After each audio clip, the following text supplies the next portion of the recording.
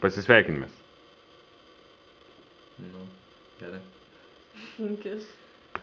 Sveiki, su jumis Radio žinios. Aš Donatas Ognauskas bei Emilija Rokaitė. Bamboleo, bambolea, porque mi vida yo la prefiero vivir así.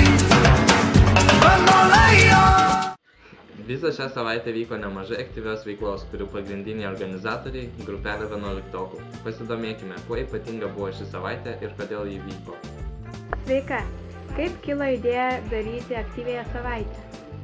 Mūsų idėja kilo per verslo vadybos pamokas. Mes antrą pusmetį turėjome suorganizuoti kažkokį projektuką, kažkokią veiklą padaryti, tai taip gimė per pamokas mūsų idėja. Pirmadienį po 2 pamokų 11-okai surinkė mankštą mokyklos mokiniams, kuri praėjo labai smagiai, o antradienį po 2 pamokų mokiniai galėjo žaisti su doku.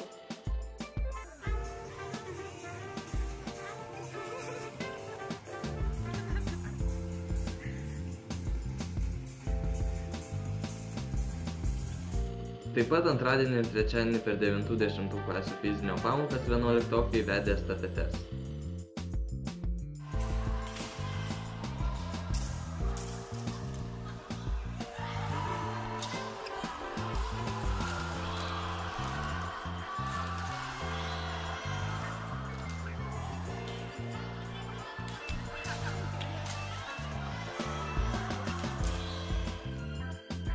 Skaitykloje vyko šaškių varžybos, kurių finalas įvyko ketvirtadienį. Pirmą vietą laimėjo Vesta Mačidauskaitė, antrą Ainis Šabūnas, na ir trečią Andrius Ponomariovas. Nugalėtojams buvo įteiktas taurės bei medaliai. Pažiūrėkime.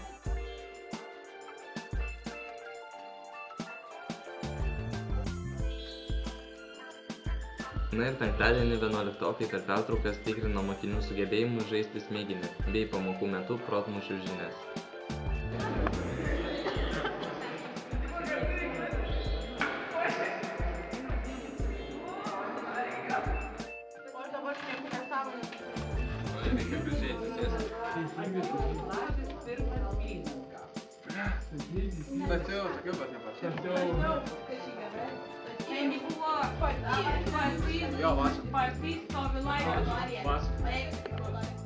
Ši savaitė buvo ne tik kupina šaunių veiklų, bet ir 10-oko atsiskaitimų. Balandžio 18 dieną anglų, o 19 rusų pupai. Paklauskime, kaip jiems sekėsi.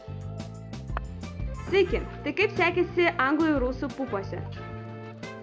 Pupuose buvo nesunku, lengviau sekėsi rusų kalbos pupas, o anglų šiek tiek sunkiau.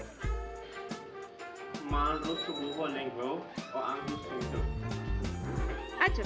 Ko gero visi pastebėjome, kad visą savaitę mokykloje buvo labai šalta. Kai kurios mokyklos net įjungė šildymą, o ar mūsų gimnazija žada įjungti? Atsakymo ieškojome pas direktorių Arūną Rimkų. Sveiki.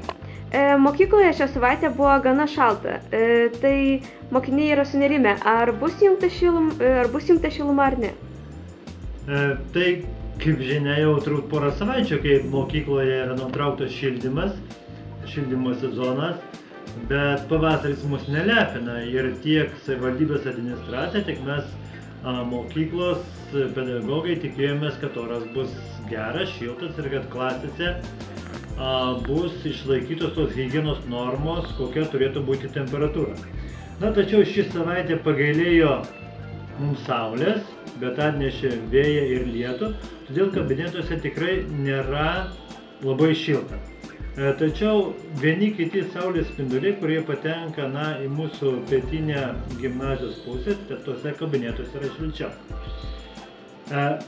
Jūs norite tikslaus atsakymą, tai aš pasakysiu, kad šį savaitgalį mes tikrai planuojame nejungti šildymo, bet kitos savaitės prognozė rodo, kad orai taip pat bus ne ką geresni negu šią savaitę. Todėl tikėtina, kad nuo balandžio 25 dienos ar 26 pajungsime šilumą. Ačiū labai. Taip pat nepamirškite pasiklausyti Radio žinių per Radiją Mes, nauju laiku, šeštadienį 21 val. O jei praleidote laidą, ne bėda. Galite pasiklausyti senesnių laidų Radio Mes Facebooko tinklalapyje. Dėkui, kad žiūrėjote Radio žinias, su jumis buvo Emilija Rokaitė ir Donatas Ognauskas. Ir dabar nulipat nuo kėdžių ir čia muzika eina ir raidės.